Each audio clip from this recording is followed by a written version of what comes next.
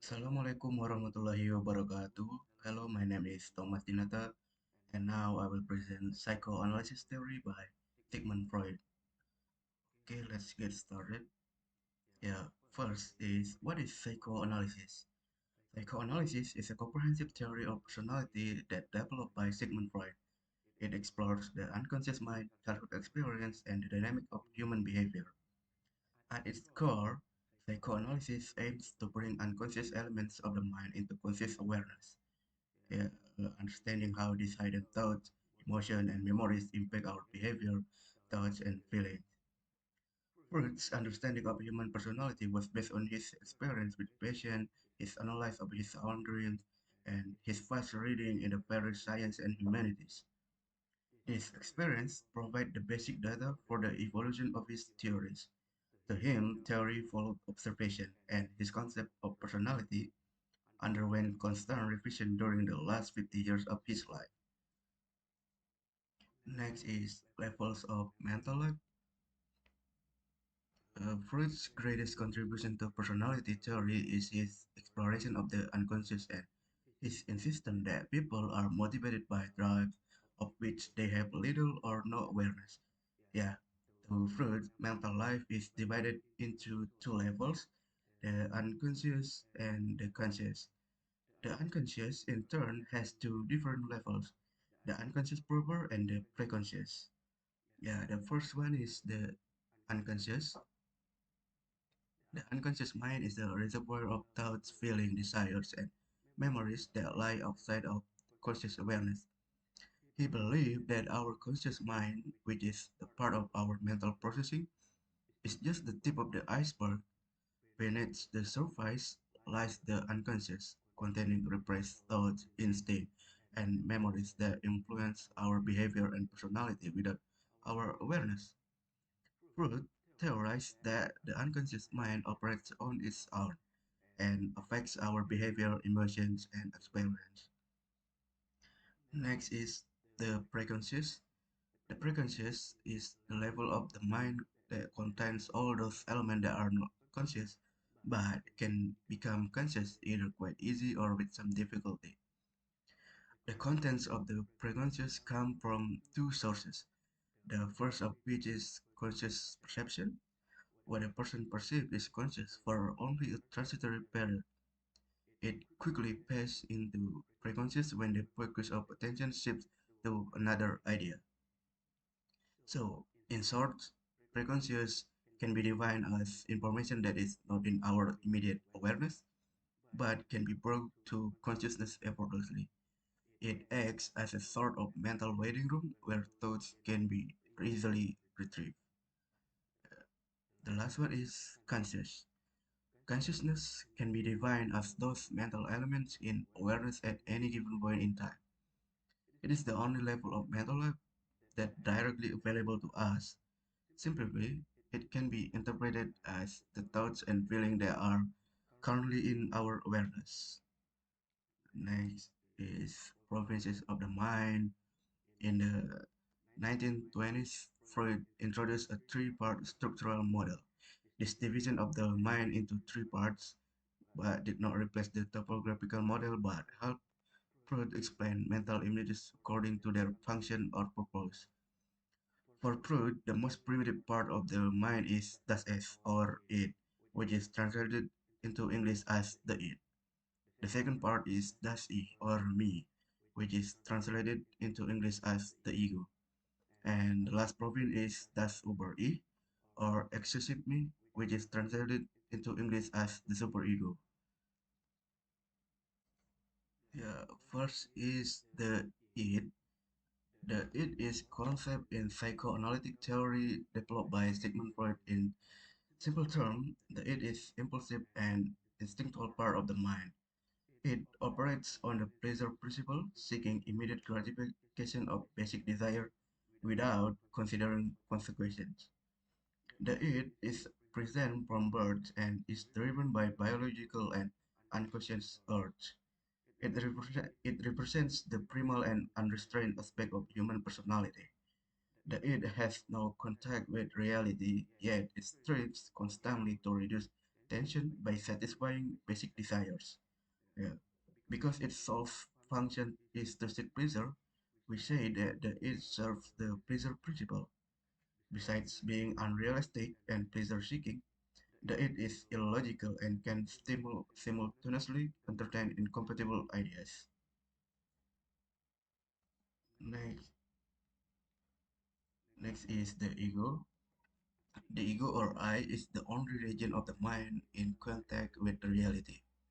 It grows out of the id during infancy and becomes a person's sole source of communication with external world. It is governed by the reality principle, which is tries to substitute for the pleasure principle of the id. As the sole region of the mind in contact with the external world, the ego becomes the decision-making or executive branch of personality. So, in simple terms, ego is our practical and reality-checking mediator. This mature figure assesses the situation, finding realistic way to satisfy its desire in a socially acceptable manner. Imagine the ego as the grown-up voice that thinks before acting. Next is the superego. In Freudian psychology, the superego represents the moral and ideal aspect of personality and is guided by moralistic and idealistic principles, as opposed to the pleasure principle of the id and the realistic principle of the ego. The superego grows out the ego, and like the ego, it has no energy of its own. However, the superego differs from the ego in one important respect. It has no contact with the outside world, and therefore is unrealistic in its demand for perfection. Next is dynamics of personality. Yeah, first is we got drive. According to Freud, the various drives can all be grouped under two major headings: sex or eros and aggression, distraction or thanatos. These drives originate in the id, but they come under control of the ego. Each drive has its own form of psychic energy. Every basic drive is characterized by an impetus, a source, an aim, and an object. The second is sex. The aim of the sexual drive is pleasure, but this pleasure is not limited to genital satisfaction. Freud believed that the entire body is in phase with libido. Besides the genitals, the mouth and anus are especially capable of producing sexual pleasure and are called erogenous zone. The ultimate aim of the sexual drive cannot be changed, but the path which the aim is reached can be varied. The third is aggression. The aim of the destructive drive, according to Freud, is to return the organism to an inorganic state. Because the ultimate inorganic condition is death, the final aim of the aggressive drive is self-destruction. As with the sexual drive, aggression is flexible and can take a number of forms, such as teasing, gossip, sarcasm, humiliation, humor, and the enjoyment of other people's suffering. The aggressive tendency is present in everyone and is the explanation for wars, atrocities, and religious persecution. The last is anxiety. In defining anxiety, Freud emphasized that it is a felt, affective, unpleasant state accompanied by a physical sensation that warns the person against impending danger. The unpleasantness is often vague and hard to pinpoint, but the anxiety itself is always felt. Only the ego can produce or feel anxiety, but the id, superego, and external world each are involved in one of three kinds of anxiety, which is neurotic anxiety, moral anxiety, and realistic anxiety. Next is defense mechanism. Freud first elaborated on the idea of defense mechanism in 1926, and his daughter Anna further refined and organized the concept. We must expend psychic energy to establish and maintain defense mechanism. The more defensive we are, the less psychic energy we have to left to satisfy its impulse. Yeah, this, of course, is precisely the ego's purpose in establishing defense mechanism to avoid dealing directly with sexual and aggressive impulses, and to defend itself against the anxiety that accompanies them. The principal defense mechanism is identified by Freud include repression, reaction formation, displacement, fixation, regression, projection, introjection, and sublimation. Uh, First is repression. Repression is a defense mechanism that involves pushing distressing or unwanted thoughts, memories, or feeling out of conscious awareness. So here is an example of repression. Imagine a person named Emily who was in a traumatic car accident as a child. The accident was extremely frightening and left a lasting impact on her, causing emotional distress. So as Emily grows older, she realized that she has very few memories of the accident and they are unclear. That is the repression. Next is reaction formation. Reaction formation is a defense mechanism where an individual expresses feelings, attitudes, or behavior that are the opposite of their true emotion or impulse. This is often done unconsciously as a way to manage anxiety and cope with conflicting emotions. An example of a reaction formation can be seen in a young woman who deeply resents and hates her mother because she knows that society demands affection towards parents such as conscious hatred or her mother would produce too much anxiety. So, to avoid painful anxiety, the young woman concentrates on the opposite impulse love. So, her love for her mother, however, is not genuine. It is showy, exaggerated, and overdone. Other people may easily see the true nature of this love, but the woman must deceive herself and cling to her reaction formation, which help conceal the anxiety arousing truth that she unconsciously hates her mother. Next is displacement. In displacement, people can redirect their unacceptable urges onto a variety of people or objects so that the original impulse is disguised or concealed. For example, a woman who is angry at her roommate may displace her anger onto her employees, her pet cat, or a stuffed animal.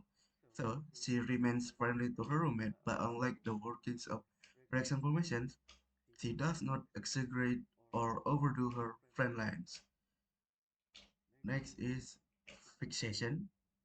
Technically, fixation is the permanent attachment of the libido onto an earlier or more primitive stage of development. Like other defense mechanisms, fixations are universal. People who continually derive pleasure from eating, smoking, or talking may have an oral fixation, whereas who are obsessed with neatness and orderliness may possess an anal fixation. A person fixated at anal and a person fixated at the oral stage might engage in excessive oral behavior in adulthood, such as smoking, overeating, and nail biting. Next is regression. Regression is reverting to an earlier stage of development in the face of stress, such as reversion is known as regression. Regression are quite common and are readily visible in children. For example, an adult who is under a lot of stress may exhibiting childlike behavior, such as tantrum. Next is projection. When an internal impulse provokes too much anxiety, the ego may reduce the anxiety by attributing the unwanted impulse to an external object, usually another person. This is the defense mechanism of projection, which can be defined as seeing in others unacceptable feelings or tendencies that actually reside in one's own unconscious. The example is when a person who is jealous of coworker may accuse the coworker of being jealous instead. Next is introjection. Introjection is a defense mechanism whereby people incorporate positive qualities of another person into their own ego. For example, an adolescent may introject or adopt the mannerism, values, or lifestyle of a movie star. An introduction gives the adolescents an inflated sense of self-worth and keeps feelings of inferiority to a minimum. People introduce characteristics that they see as valuable and that will permit them to feel better about themselves. Last is sublimation. According to Freud, one mechanism sublimation helps both the individual and social group. Sublimation is the repression of the genital aim of eros by substituting a cultural or social aim. The sublimated aim is expressed most obviously in creative cultural relationship and social pursuit. In most people, sublimation combined with direct expression of errors and result in a kind of balance between social accomplishment and personal pleasures. Most of us are capable of sublimating a part of our libido in service of higher cultural values, while at the same time retaining sufficient amount of the sexual drive to pursue individual erotic pleasure. Next, stage of development. Yeah, the first 4 or 5 years of life or the infantile stage are the most crucial for personality formation. This stage is followed by a 6 or 7 year period of latency during which time little or no sexual growth takes place. Then at puberty, a renaissance of sexual life occurs and the genital stage is ushered in. Psychosexual development eventually culminates in maturity. The first period is infantile period. Infantile period. Freud divided the infantile stage into three phases according to which of the three primary erogenous zone is undergoing the most serene development. The oral phase begins first and is followed in order by the anal phase and the phallic phase. The three infantile stages overlap with one another and each continues after the onset of later stages. The next period is latency period. Freud believed that from 4 or 5 year until puberty, both boys and girls usually, but not always, go through a period of dormant psychosexual development. This latency stage is brought about partly by parents' attempt to punish or discourage sexual activity in their young children. If parental suppression is successful, children will repress their sexual drive and direct their psychic energy towards school, friendship, hobbies, and other non-sexual activities. Next period is genital period. Puberty signals a reawakening of the sexual aim and the beginning of the genital period. During puberty, the depressive sexual life of a person enters a second stage, which has basic difference from the infantile period. First, adolescents give up autoerotism and direct their sexual energy towards another person instead of toward themselves. Second, reproduction is now possible. Third, although penis envy may continue linger in girls, the vagina finally obtains the same status for them that the penis had for them during infancy. Parallel to this, boys now see the female origin as a sought after object rather than a source of trauma. Fourth, the entire sexual drive takes on a more complete organization, and the component drive that had operated somewhat independently during the early infantile period gain a kind of synthesis during adolescence. The last period is maturity. Although Freud never conceptualized the notion of psychological maturity, we can draw a sketch of psychoanalytically mature individuals. Such people would have a balance among the structure of the mind, with their ego controlling their id and superego, but at the same time allowing for reasonable desires and demands.